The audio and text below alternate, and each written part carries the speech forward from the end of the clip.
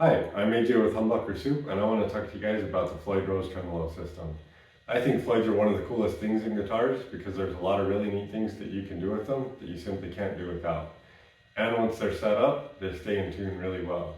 They can be a little bit intimidating for some people because they're a little bit complex, and I think some people actually get frustrated enough to where they get rid of their guitars. And we don't want that, so I'm going to help you guys break this down and help you master this system. I do want to mention that this guitar in particular has a Goto brand in it, but it does essentially the same thing. So it is double locking, which means that you're locking the strings down both at the nut and the bridge, which is why they stay in tune really well.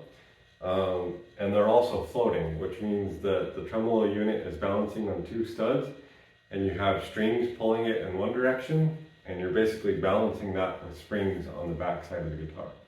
I'll break that down all a little bit further in a little bit. So the first thing you want to know is that if your guitar has already been set up and it's simply out of tune,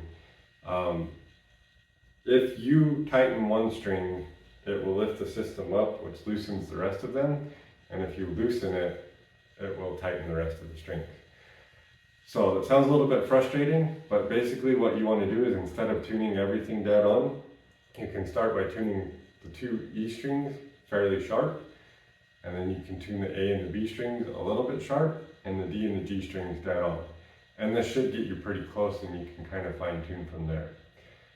If your guitar is a little bit more than just out of tune, you need to know that on the back side you have the counter system here, which is made up of a claw, two screws that go into the body, and some springs. So you can help kind of tighten or loosen everything up with these by adjusting the screws.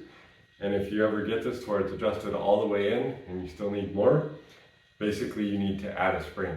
And if you get it backed out too far and it's not set up right, then you can loosen the spring. So I want to kind of break this down for you and help you guys troubleshoot what's going on. So if you have everything all set up, but your strings are a little bit on the flat side and the unit is leaning forward, then you need to tighten the claw. If everything is a little bit sharp, or this is tilted backwards, then you need to loosen the claw. If you have it tilted forward, and the strings are sharp, then you need to do a combination of both. One thing to keep in mind is these both kind of work simultaneously, so you really want to make micro adjustments. Back them out just a little bit and adjust your tuning just a little bit at a time so that you don't go too far. I hope this was helpful, and we'll see you next time.